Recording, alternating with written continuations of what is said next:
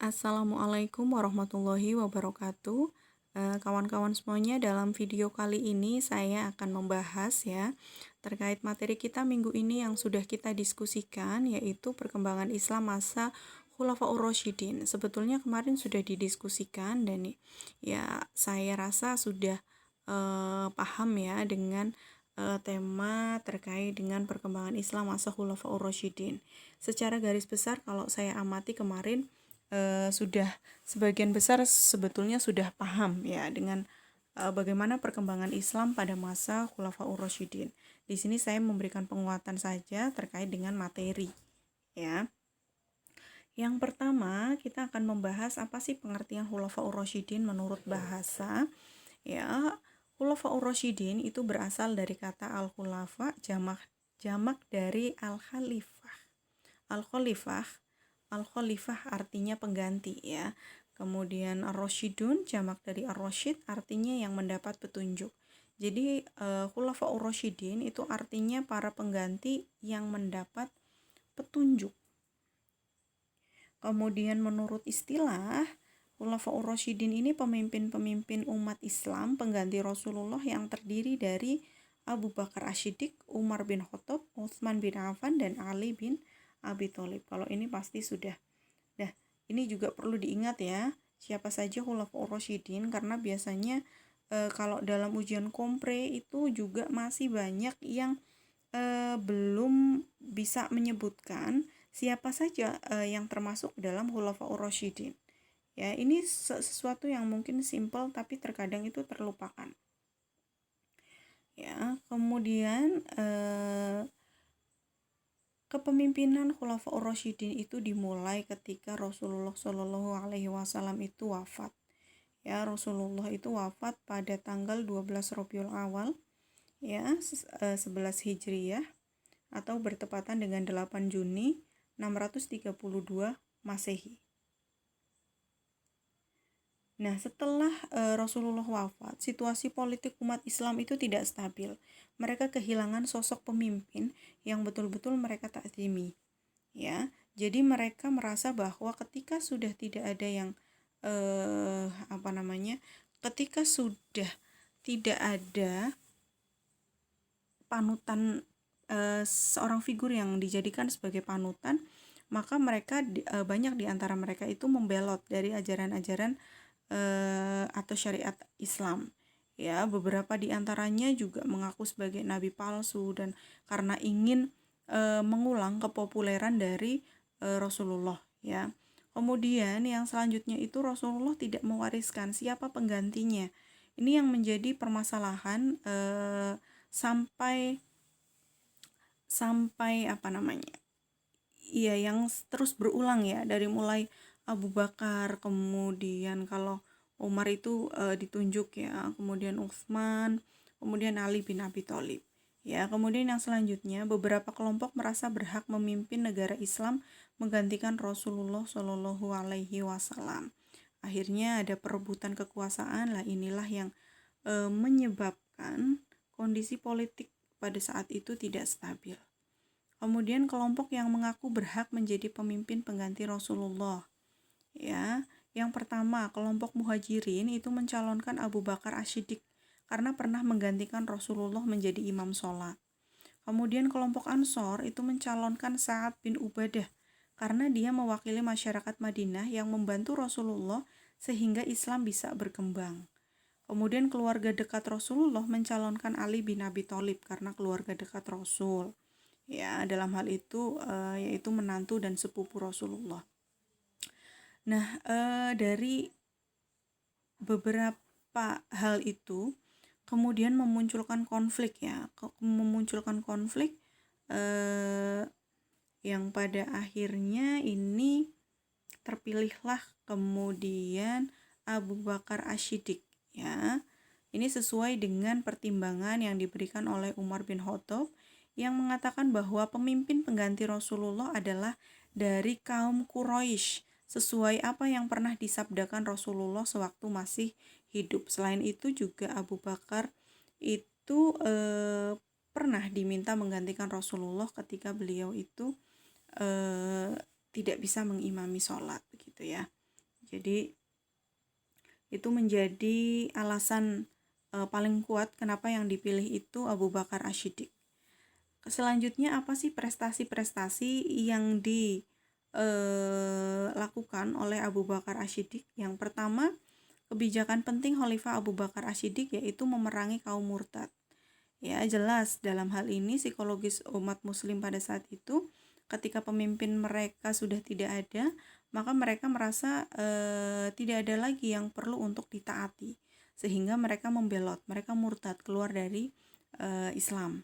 Kemudian banyak juga yang tidak mau membayar zakat, karena yang namanya zakat itu ketentuannya atau kebijakannya itu yang ditentukan oleh Rasulullah ketika Rasulullah masih hidup ya.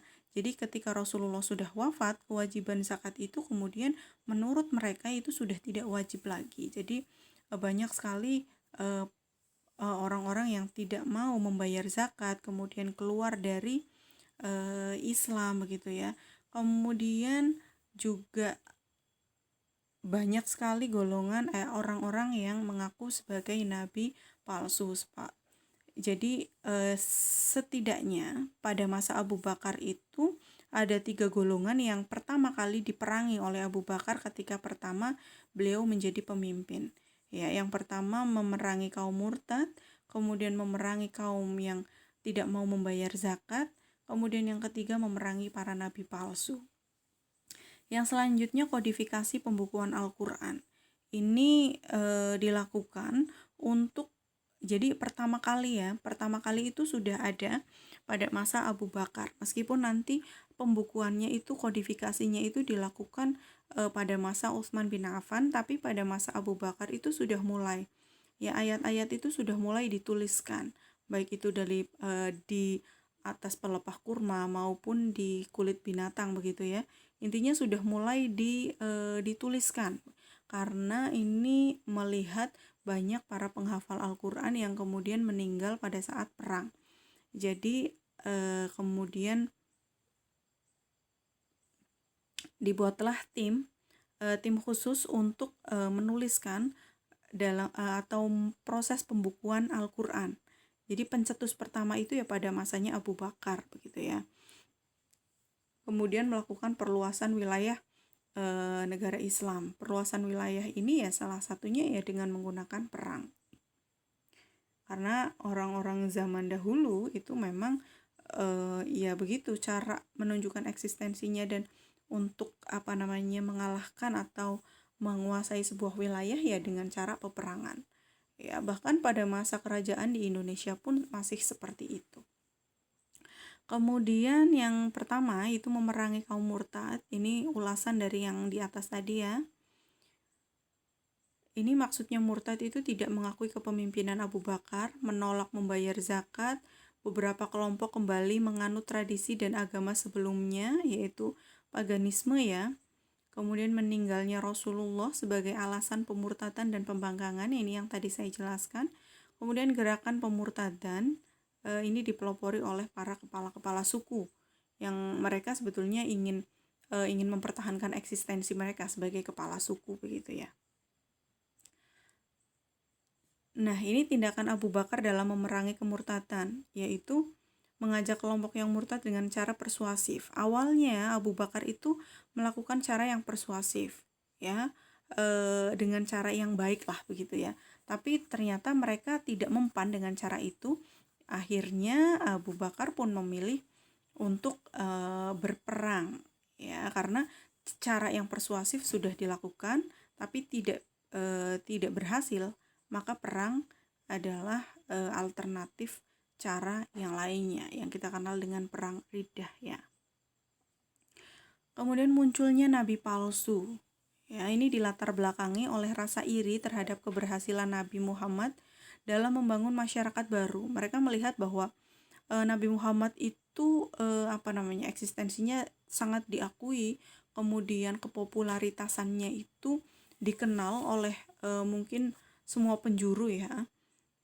Akhirnya mereka punya keinginan ingin seperti itu begitu ya. Mereka menganggap bahwa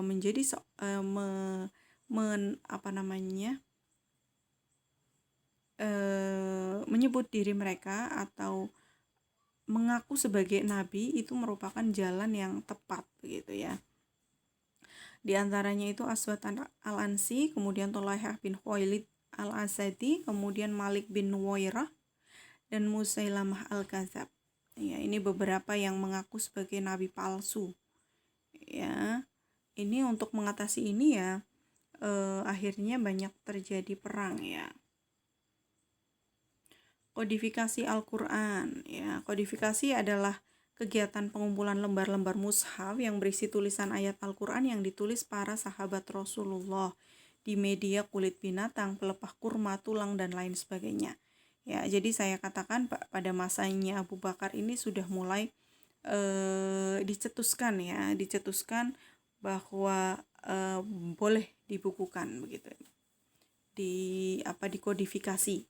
Meskipun sebetulnya sebelumnya itu juga ada perundingan yang yang ketat ya, terkait boleh tidaknya menuliskan itu ayat-ayat Al-Quran, karena kan tidak ada perintah yang secara jelas disampaikan oleh Rasulullah bahwa menuliskan ayat Al-Quran itu dibolehkan begitu ya. Kemudian kodifikasi dilakukan atas dasar usulan Umar bin Khattab dengan pertimbangan sebagai alat bantu untuk mendokumentasikan ayat-ayat Al-Quran, dan banyak para penghafal Al-Quran yang meninggal. Nah, di sini koordinator kegiatan kodifikasinya yaitu Zaid bin Sabit. Ini hasil pengumpulan mushaf disimpan oleh Abu Bakar, kemudian digunakan sebagai pedoman pembelajaran Al-Quran saat itu. Kemudian setelah Abu Bakar meninggal disimpan oleh Hafsah binti Umar. Perluasan wilayah Islam. Perluasan wilayah pada abad ke-7 sampai abad ke-19 dianggap sebagai hal yang wajar sebagai tindakan politik. Ya, perluasan wilayah yang dilakukan oleh umat Islam pada abad ke-7 ini tidak bisa disamakan dengan perluasan wilayah yang dilakukan oleh suatu negara saat ini. Maksudnya bahwa pada saat itu kan perluasan wilayahnya dengan perang, kemudian ekspansi besar-besaran kemana begitu ya, itu tidak bisa diterapkan pada masa sekarang ini. 3 strategi politik perluasan wilayah Islam. Yang pertama, menganjurkan masuk Islam dengan jaminan perlindungan harta dan jiwa. Kemudian jika tidak masuk Islam membayar jizyah atau pajak. Ya. Kemudian jika menentang akan diperangi.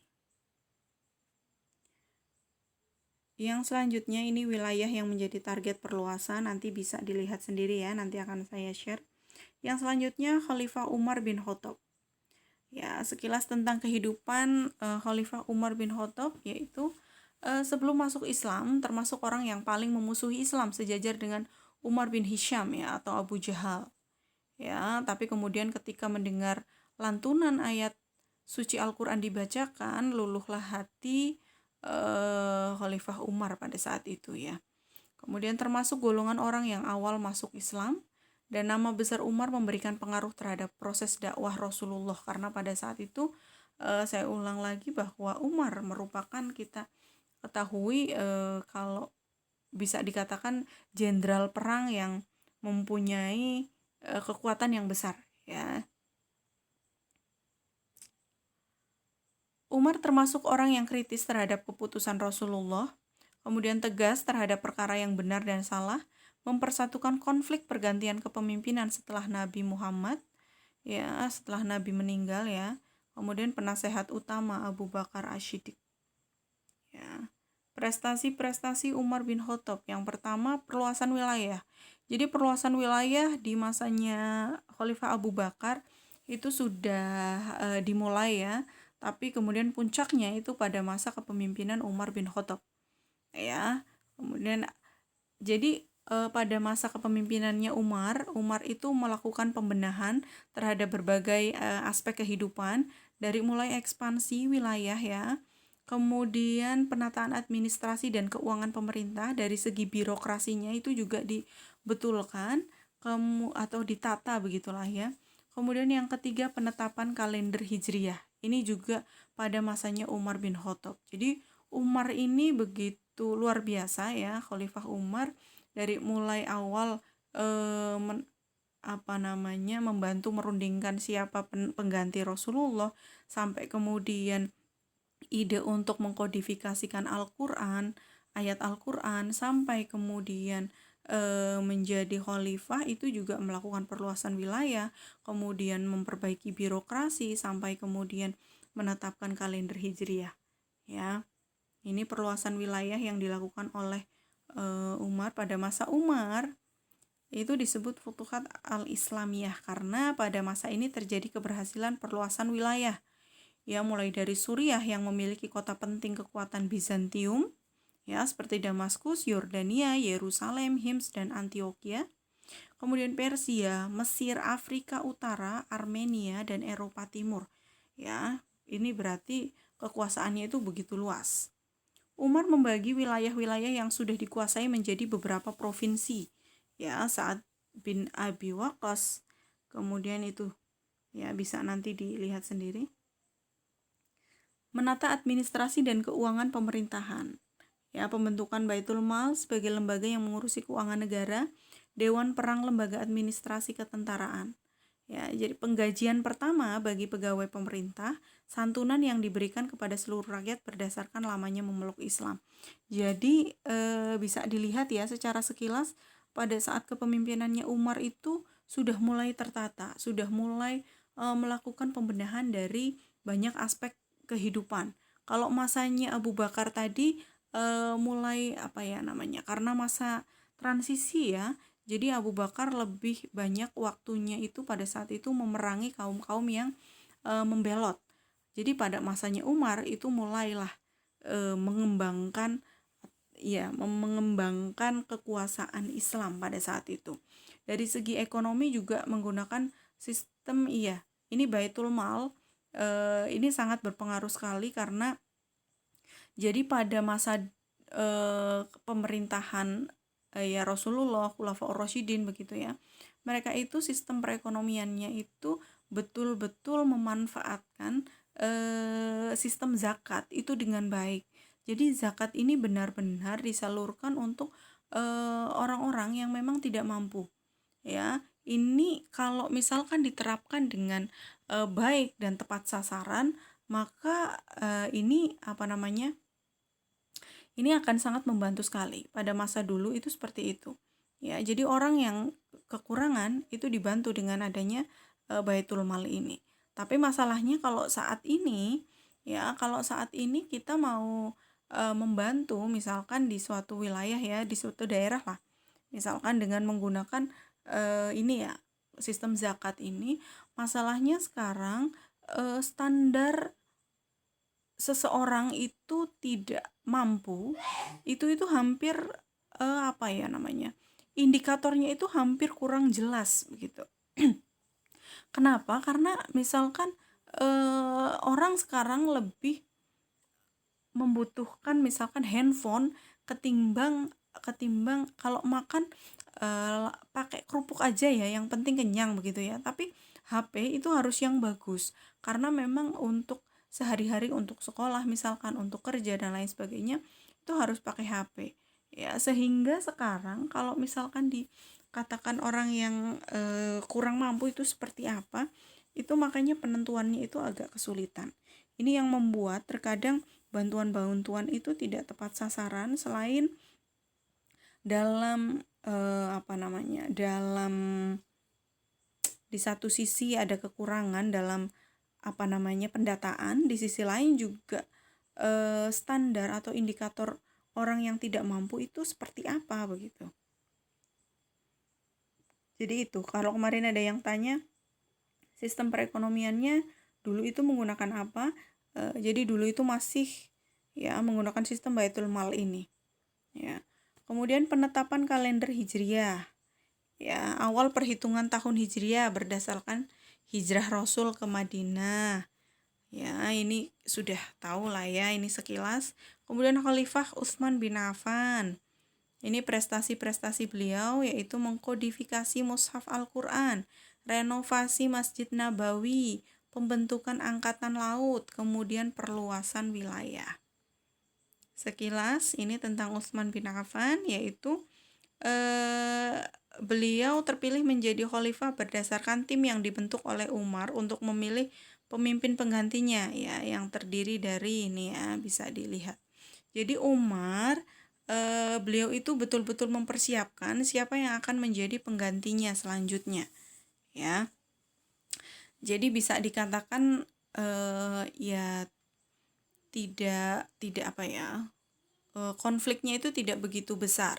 Meskipun pada saat itu ada sedikit kegalauan, yang dipilih itu Utsman atau Ali. Tapi karena kemudian yang lebih tua itu Utsman, akhirnya Utsman yang terpilih begitu ya. Kemudian kodifikasi mushaf Al-Qur'an ini juga terjadi pada masanya Utsman ya. Ini dilatar belakangi oleh perbedaan pembelajaran Al-Qur'an karena pengaruh luasnya wilayah Islam. Jadi kalau sekarang itu bisa dibilang kalau di Indonesia itu logatnya beda dan bahasa daerahnya itu beda. Begitu ya. Maka kemudian bahasa yang ada di misalkan wilayah barat dengan yang wilayah timur itu beda. Akhirnya Utsman membentuk panitia menyusun mushaf Al-Qur'an yang terdiri dari, jadi mushaf Al-Qur'an ini dibuat supaya seragam begitu ya. Seragam, bahasanya itu seragam, tidak beda-beda. Karena kalau beda-beda misalkan menggunakan kata yang berbeda pun bisa nanti tafsirannya itu bisa berbeda. Begitu ya. Kemudian panitia ini menyalin tulisan Al-Qur'an ke dalam bentuk buku yang disebut mushaf. Inilah mushaf pertama yang berhasil dikodifikasikan, yaitu pada masa kepemimpinannya Utsman bin Affan. Ya, ini mempergunakan dialek Quraisy. Hasil mushaf diperbanyak 5 kitab, ini dibagi-bagikan ke beberapa wilayah ya yang ada di Arab. Kemudian naskah asli disebut Mushaf Al-Imam atau Mushaf Utsmani. Nah, kalau untuk nanti yang lain-lain ya terkait dengan kodifikasi Al-Qur'an, terkait dengan bahasanya, terkait dengan yang lainnya itu nanti masuk ke ulumul Qur'an ya. Kemudian renovasi Masjid Nabawi. Masjid Nabawi mulai dibangun pada masa Umar dan diperluas pada masa Utsman bin Affan. Pembentukan angkatan laut ya. Ini pada masa Utsman juga melakukan ekspansi yang juga luas juga ya. Ini perluasan wilayah meliputi Azerbaijan dan Armenia. Dan yang terakhir itu Khalifah Ali bin Abi Thalib ya. Khalifah Ali bin Abi Thalib ya, jadi ada peristiwa yang terjadi menjelang terpilihnya Khalifah Ali bin Abi Thalib menjadi pemimpin ya.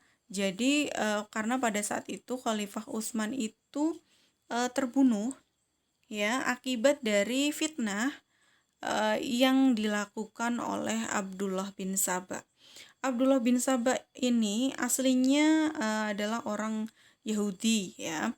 Kemudian dia itu melakukan propaganda. Jadi dia berpura-pura masuk Islam, kemudian ketika Ali bin Abi Thalib itu sedang melakukan sholat, kemudian dia menjadi makmum ya. Ketika kelompoknya Ali itu sedang pergi kemana begitu ya, Abdullah bin Saba itu ikut begitu. Jadi orang taunya Abdullah bin Saba ini ya orangnya Ali begitu. Ya, sehingga tapi di sisi lain Abdullah bin Saba itu menyebarkan kebohongan atau menyebarkan isu-isu yang kurang baik terkait kepemimpinannya Utsman, yang menyebutkan bahwa Utsman itu melakukan korupsi, kolusi dan nepotisme begitu ya. Ini yang kemudian memunculkan konflik di tengah masyarakat pada saat itu, dan mereka ingin melakukan pemberontakan dan menuntut Khalifah Utsman itu mundur. Ya, jadi mereka itu menyerang rumah kediaman Khalifah Utsman pada saat itu, dan pada saat itu Khalifah Utsman itu terbunuh ketika beliau itu sedang membaca Al-Qur'an. Jadi langsung diserbu oleh rakyat pada saat itu dan dibunuh. Meskipun dibunuhnya ya oleh salah satu orangnya Abdullah bin Saba gitu ya. Nah, ini yang kemudian memunculkan spekulasi yang negatif ya, apalagi di pihak keluarganya Utsman, karena menganggap ya Abdullah bin Saba ini adalah orangnya Ali. Berarti terbunuhnya Utsman bin Affan itu diprovokatori oleh Ali bin Abi Thalib. Ya, ini nyambung ketika pemilihan khalifah itu antara Utsman dan Ali. Ya, maka mereka berpikir Ali itu iri karena pada saat itu tidak terpilih menjadi khalifah. Maka sekarang Ali itu ingin berencana membunuh Utsman supaya dia itu diangkat menjadi khalifah. Jadi begitu ya. Jadi ini propaganda yang dilakukan oleh Abdullah bin Saba. Sehingga konflik ini itu berkelanjutan. Ya, jadi sekelompok umat Islam menghendaki Ali bin Abi Thalib yang menggantikan kekhalifahan Utsman. Ya, tetapi Muawiyah bin Abi Sufyan itu menolak. Ya, karena Muawiyah itu kan masih kerabat ya, kerabatnya Utsman, dan Muawiyah ini ingin bahwa pembunuhan Utsman itu diusut dulu. Baru Ali itu dinobatkan sebagai pemimpin begitu ya. Tapi kemudian pada saat itu karena memang kondisinya darurat, segera membutuhkan pemimpin, akhirnya Ali pun dijadikan pemimpin pada saat itu. Nah, setelah Ali dijadikan pemimpin, ya menjadi khalifah, ya jadi Ali itu melakukan beberapa perubahan. Yang pertama, pergantian pejabat yang tidak memiliki integritas. Ya, ini karena pada masa Utsman itu banyak kerabat yang dijadikan pejabat pada saat itu, sehingga Ali ingin bahwa yang menjadi pejabat itu memang betul-betul orang yang punya integrasi yang integritas yang tinggi begitu. Membenahi keuangan negara. Ya, beberapa tanah-tanah yang dibagikan pada masa kepemimpinannya Khalifah Utsman kepada pejabat yang pada saat itu menjadi kaum kerabatnya itu ditarik kembali oleh Ali karena menganggap itu adalah tanah negara, bukan tanah milik pribadi mereka. Akhirnya mereka memberontak, mereka tidak terima. Ya, kemudian memajukan bidang ilmu bahasa. Bidang pembangunan kota Kufah sebagai pusat kajian ilmu agama dan ilmu pengetahuan. Ya, jadi itu dari mulai Abu Bakar, kemudian Umar, Utsman, dan Ali. Yang terakhir ini memang masa kepemimpinannya Ali, ini yang nanti menciptakan konflik ya, tidak hanya antara Ali bin Abi Thalib, kemudian Muawiyah bin Abi Sufyan, kemudian Aisyah radhiyallahu anhu. Ini ya awal mulanya itu karena persoalan terbunuhnya Khalifah Utsman bin Affan ya, karena propaganda dari Abdullah bin Saba itu. Ya, sampai nanti Muawiyah bin Abi Sufyan itu ingin melakukan propaganda juga untuk menggagalkan Ali atau membunuh untuk menurunkan Ali dari kepemimpinan ya, sampai akhirnya nanti ada peristiwa tahkim ya, yang dianggap itu bid'ah bid'ah dan itu tidak boleh, yang melakukannya itu dosa besar. Maka karena pada saat itu Ali itu mengizinkan adanya tahkim ini, maka Ali dianggap telah melakukan dosa besar. Ya, maka nanti ada aliran Khawarij, kemudian ada aliran Syiah, ada Asy'ariyah dan lain sebagainya. Itu nanti setelah peristiwa itu, dan ini nanti nyambungnya ke ilmu kalam. Ya, jadi ketika kita belajar sejarah itu banyak sekali keilmuan yang kita pelajari. Ya, jadi memang harus teliti dan harus jeli, harus bisa mengaitkan antara satu dengan yang lainnya.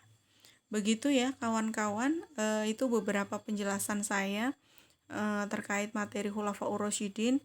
Mungkin tidak semuanya atau mungkin belum semuanya terjelaskan ya, karena memang sangat banyak sekali hal-hal yang memang perlu untuk diulas ya, karena sebetulnya ini kan pembahasannya bisa satu pertemuan itu satu tema ya, misal Abu Bakar satu pertemuan, kemudian Umar satu pertemuan begitu.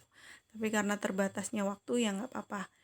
Mudah-mudahan dengan adanya diskusi kemarin sudah tercerahkan ya. Demikian sedikit gambaran, nanti untuk PowerPoint bisa di-download di Ikhlas. Terima kasih, demikian. Mudah-mudahan ada gambaran ya. Saya cukupkan. Wassalamualaikum warahmatullahi wabarakatuh.